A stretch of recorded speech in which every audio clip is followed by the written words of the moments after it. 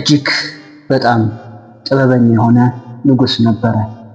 በአንድ ጊዜ ደግሞ እጅግ በሚገርም ሁኔታ ተራበ። እግዚአብሔርም በዛ በረሃቡ አስተምሮታል። በዓለም ላይ ድንቅና ምርጥ የተባለውን ጥበብ የፈሰሰበትን የጽዮን ማደሪያን ገንብቷል። ሰላም ጤና ይስጥልኝ ክቡራና ክቡራን አድማጮቻችን፣ ዛሬ ስለ ሶሎሞን ታሪክ እናወራለን። ስለዚህ ይህን ቪዲዮ ላይክ፣ ሼር፣ ኮሜንት አድርጉ። ዛሬ ሶሎሞን ነገሩ የሆነው እንደዚህ ነው። ሁላችሁም እንግዲህ እንደምታውቁት ሶሎሞን የነገሰው ገና በ12 ዓመቱ ነው። እንግዲህ አባቱ ንጉሥ ዳዊት ነው። ስለዚህ በቤተ መንግስት ውስጥ ነው በደንብ አድርጎ ያሳደገው። በ12 ዓመቱም ሶሎሞን ንግስናን ተቀበለ። በዚህ ጊዜ ሶሎሞን ስለ ረሃብ፣ ስለ ችግር፣ ስለ መራቆት ምንም የሚያውቀው ነገር አልነበረም። ሶሎሞን በቤተ መንግስቱ እጅግ በጣም ተወዳጅ የሆነ ንጉሥ ከመሆኑን ባሻገር በጥበቡ ወደር የለውም። እንደውም አጋንንትን በሙሉ ይገዛቸው ነበር በአንድ ቀለበት ምክንያት። ይህ ቀለበት ደግሞ እግዚአብሔር በቅዱስ ሚካኤል አማካኝነት ለሶሎሞን የሰጠው ቀለበት ነው። እንግዲህ ወደ ታሪካችን ንግባና ይህ ሶሎሞን ቤተ መንግስቱን ሲያስተዳድር በቤተ መንግስቱ ውስጥ ከዕለታት አንድ ቀን አንድ ነገር ተፈጠረ። ይህም ምንድን ነው? አንድ ነዳይ በሶሎሞን ቤተ መንግስት በር ላይ የራበኝ ስለ እግዚአብሔር አብሉኝ የሚል ሰው ተመለከተ። ሶሎሞን ፍርዱን ጨርሶ በሰገነት ላይ እየተመላለሰ ሳለ ይህን ሰው ራበኝ የሚል ሰው ይመለከተዋል። ባሪያዎቹንም ጠርቶ ይህ ሰው ምንድን ነው እያለ ያለው ብሎ ነገራቸው። እነሱም ጌታችን ይህ ራበኝ ጠማኝ እያለ ነው አሉት። ሶሎሞንም እጅግ በመገረምና እጅግ በመደነቅ ይህን ራበኝ የሚል ሰው አስጠራው። ፊት ለፊትም አስቀምጦ ምንድን ሁነህ ነው ብሎ ጠየቀው። ያም ሰው ርቦኛል፣ ጠምቶኛል አለው። ሶሎሞንም ቅድም እንደነገርኳችሁ በ12 ዓመቱ የነገሰ ብላቴና ነበርና ችግርን አያውቅም ነበርና ረሃብ ምንድን ነው? ረሃብ እሳት ነው፣ ይፋጃል። ረሃብ ጦር ነው፣ ይዋጋል። ረሃብ ቀንድ አለው እያለ መጠየቅ ጀመረ። በዚህ ጊዜ እግዚአብሔር ለሶሎሞን ረሃብን ያስተምረው ዘንድ ወደደ። ከዕለታት በአንዱ ቀን ሶሎሞን ባሰራው በመዘውር የሚሰራ መዋኛ ውስጥ ሊዋኝ ገባ። ሶሎሞን እጅግ የሚደንቅ ጥበብ ነበረው። የጥበቡ ምንጭ ደግሞ ቅድም እንደነገርኳችሁ ቀለበቱ ነው። በዚህ ቀለበቱ ሀሩራኤል ምጭዋርቅ የተባለ አስማት የተጻፈበት ልዩ የሆነ ቀለበት ነበረው።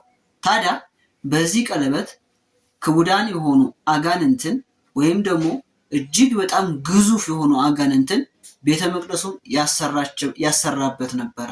ሰብስቦም ያወያያቸው ነበረ።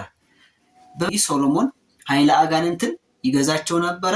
ትልቁን የኢየሩሳሌምን ቤተ መንግስት ያሰራቸው ነበረ። ዕለታት አንድ ቀን ሶሎሞን ለመዋኘት ወደ ገንዳው ሲገባ ቀለበቱን አውልቆ ሰገነቱ ጣገብ ላይ አኑሮ ወደ ዋናው ገባ። ሶሎሞን የሚዋኘው ራሱ ባሰራው በመዘውር የሚሰራ መዋኛ ገንዳ ውስጥ ነበረ። ከዛ ከሚያሰራቸው አጋንንት ውስጥ አንዱ ያንን የሶሎሞንን ጥበብ የሶሎሞንን ቀለበት ለመስረቅ ወደደ። ነገር ግን አስማተ ስላሴ ተጽፎበታልና ሊቀርበው አልቻለም። ስለዚህ ምን አደረገ? ቀለበቱ ያለበትን ከነመያዣው ከነስሌኑ ወስዶ ወደ ባህር ከተተው። ያም ብቻ አይደለም፣ ሶሎሞንን መስሎ በዙፋኑ ላይ ተቀምጦ ልክ እንደ ሶሎሞን ለመፍረድ ልክ እንደ ሶሎሞን ንጉሥ ለመሆን ተመኘ፣ አደረገው። ሶሎሞን ከጥቂት ጊዜ በኋላ ቆይታ በኋላ ዋኝቶ ሲወጣ የጠበቀው የንግስና አቀባበል ሳይሆን የባዕድ አቀባበል ነበረ። በራሱ ሰራተኞች፣ በራሱ ባሮች አንተ ማነህ አሉት። እኔ ንጉሥ ሶሎሞን ነኝ አላቸው። እነሱም ተገርመው ሶሎሞን በዙፋኑ ቁጭ ብሎ የለ እንዴ? አንተ እንዴት ገባህ? ማንስ አስገባህ? እያሉ እያጣዳፉ እየገረፉ ከቤተ መንግስቱ አስወጡት። ሶሎሞን እጅግ ብዙ ሰዓት ዋኝቶም ስለነበረ ረሃብም ጠናበት። ሰዎችንም ሂዶ ንጉሥ ሶሎሞን ነኝ የሚበላ አንጡ ማለት ጀመረ። ነገር ግን ሰዎቹ እጅግ አሾፉበት። ንጉሥ ሶሎሞን የሚበላ የሚጠጣ የሞላው እንዴት ይለምናል እያሉ አሳጡት። ይህም ብቻ አይደለም፣ በሄደበት ሁሉ ማንም ሊሰጠው አልቻለም። ሶሎሞን እጅግ ተራበ፣ እጅግ ተጠማ። ቀናትን ወለዱ። ለ7 ቀን ያክል በገዛ ሀገሩ በጣም ተራበ፣ በጣምም ተጠማ። በዛኛው በኩል ቤተ መንግስቱ ውስጥ ሶሎሞንን መስሎ የተቀመጠው ክቡዳን አጋንንት የማይፈርድ የማይናገር ሆኖባቸዋል። እንደውም የሶሎሞን እህት ነቢያትን ሁልጊዜ ሶሎሞን ይተረጉም ነበርና ግራ ቢገባት የነቢያትን መጽሐፍ አንጥታ ተርጉም ብትለው የማይተረጉም ሆነ። ግራ ገብቷቸው ተቀመጡ። ከ7 ቀን በኋላ ሶሎሞን ወደ አንድ የባህር ዳርቻ ሄዶ አሳ የሚያጠምዱትን ሰዎች እባካችሁ ተርቤያለሁ፣ ልሞት ነው፣ አሳ ስጡኝ አላቸው። ይገርማል በጣም። እነዛም ተጠይፈዋት የጣሏት አድራ የነበረች አንዲትን አሳ ወረወሩለት። ሶሎሞን በመጣደፍ ሊበላት አሳዋን ሲከፍት ግን ያጋጠመው ነገር ሌላ ታሪክ ነው። ያ ክቡዳ አጋንንት ባህር ላይ ጥሏት የነበረችውን ቀለበት ውጣ የነበረች አንድ አሳ ነበረች። ሶሎሞንም ያችን አሳ ሲከፍታት ያንን ቀለበት አገኘ። ቀለበቱን በእጁ ላይ ያደረገ። እጅግ ግርማው ተለወጠ። የንግስናውን ማዕረግ ያዘ። ምክንያቱም የንግስናው ትልቁ ግርማ ሞገሱ ቀለበቱ ነበርና። ሶሎሞንም ወደ ቤተ መንግስት በፍጥነት በመሄድ ያንን ክቡዳ አጋንንት መበቀል ፈለገ። ምን ያደረገ? ያንን ክቡዳ አጋንንት መርብብተ ሶሎሞን በሚባል መጽሐፍ ወይም መርብብተ ሶሎሞን የሚል አስማት አሰርቶ በአንድ ትልቅ ሳጥን ውስጥ አስገብቶ ለዘላለም ቆለፈበት። ይህ መርብብተ ሶሎሞን መጽሐፍ ዛሬም በተለያየ ዓለም በተለያየ ቦታ ይገኛል። በተለይ በኢትዮጵያ ጥንታውያን አባቶች ለብዙ ነገር ተጠቅሞበታል።